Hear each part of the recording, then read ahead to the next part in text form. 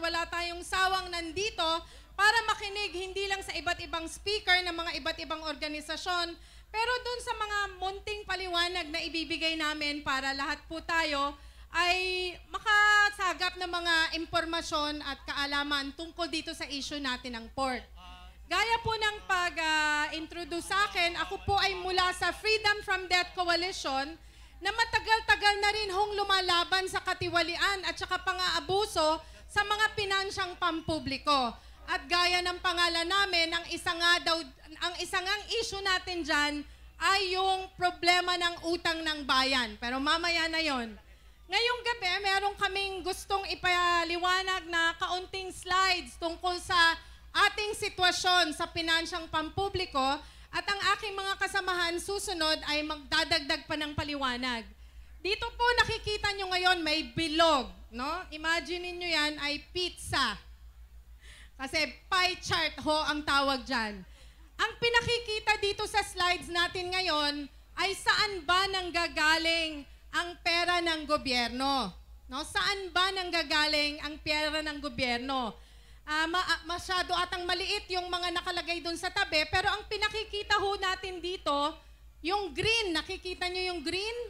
Na halos lahat, halos buong bilog ay green, yan po ay galing sa buwis.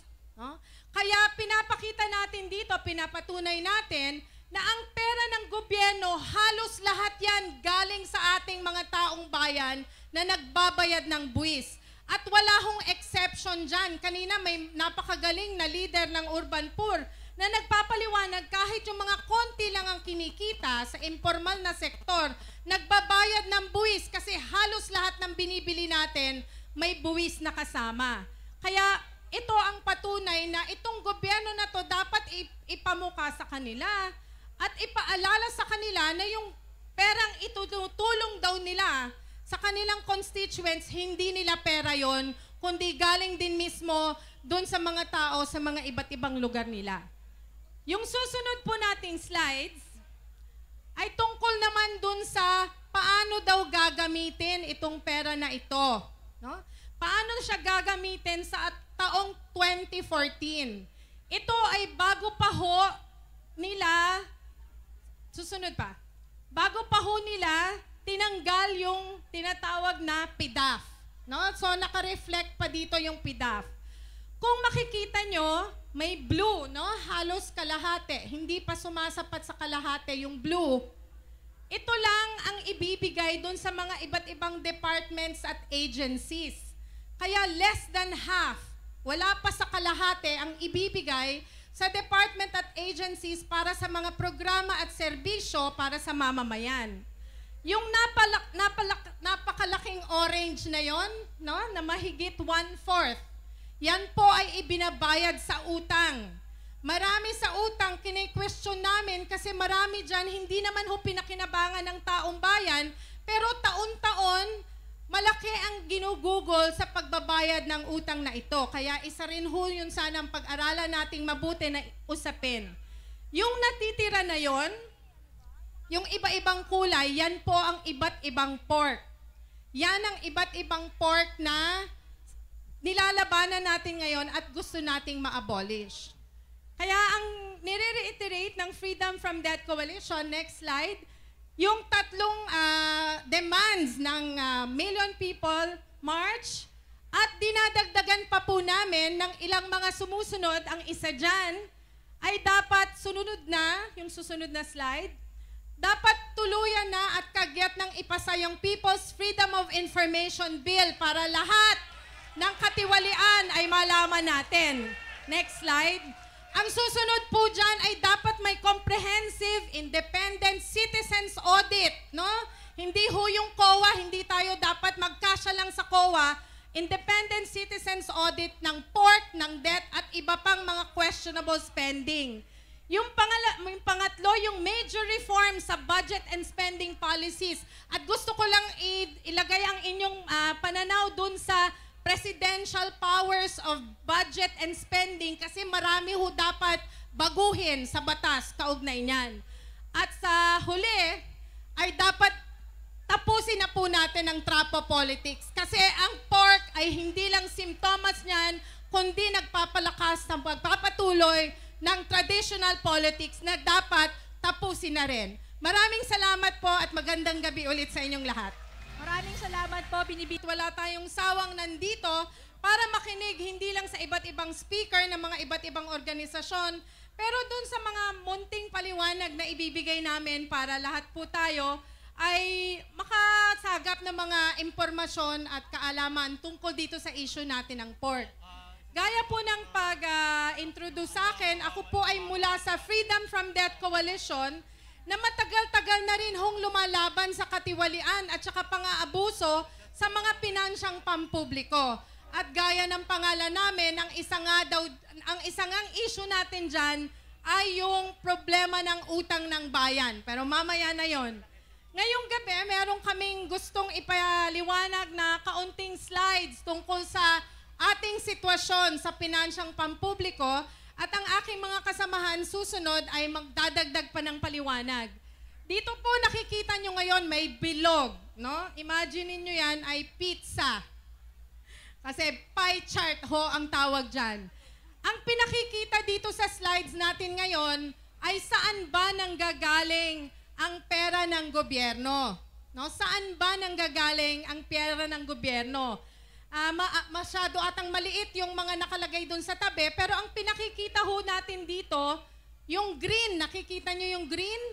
Na halos lahat, halos buong bilog ay green, yan po ay galing sa buwis. No? Kaya pinapakita natin dito, pinapatunay natin na ang pera ng gobyerno, halos lahat yan galing sa ating mga taong bayan na nagbabayad ng buwis. At wala hong exception dyan. Kanina may napakagaling na leader ng Urban Poor na nagpapaliwanag kahit yung mga konti lang ang kinikita sa informal na sektor, nagbabayad ng buwis kasi halos lahat ng binibili natin may buwis na kasama. Kaya ito ang patunay na itong gobyerno na to dapat ipamuka sa kanila at ipaalala sa kanila na yung perang itutulong daw nila sa kanilang constituents, hindi nila pera yon, kundi galing din mismo doon sa mga tao sa mga iba't ibang lugar nila. Yung susunod po nating slides ay tungkol naman doon sa paano daw gagamitin itong pera na ito. No?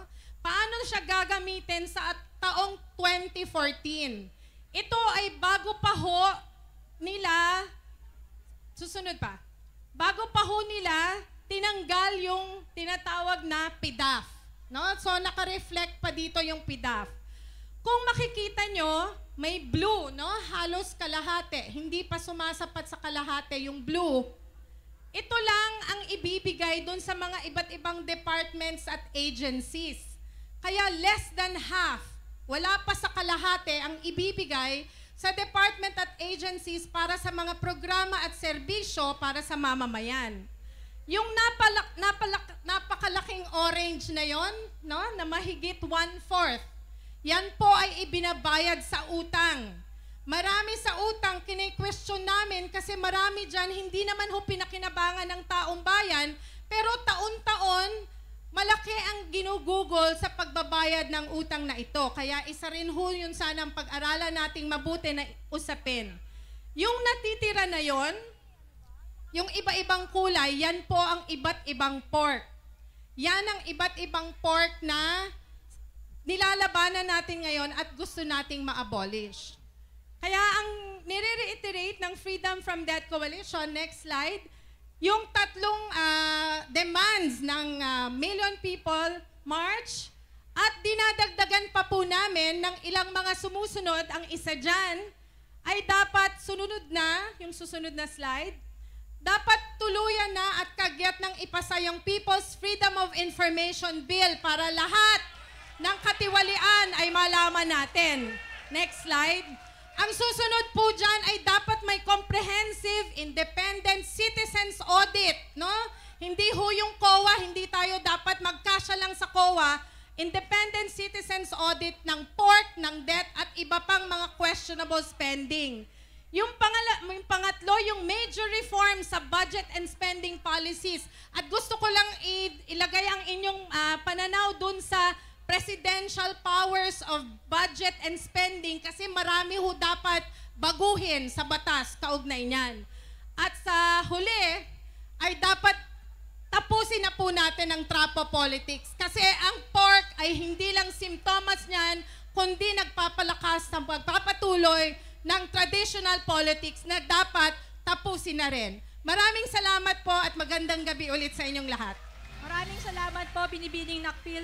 Mga kababayan, di ba araw-araw nagre-reklamo tayo kung gaano kasama ang sitwasyon sa Pilipinas? Kung gaano ka-atrasado, yung traffic, napakamahal ng kuryente, yung mga serbisyo,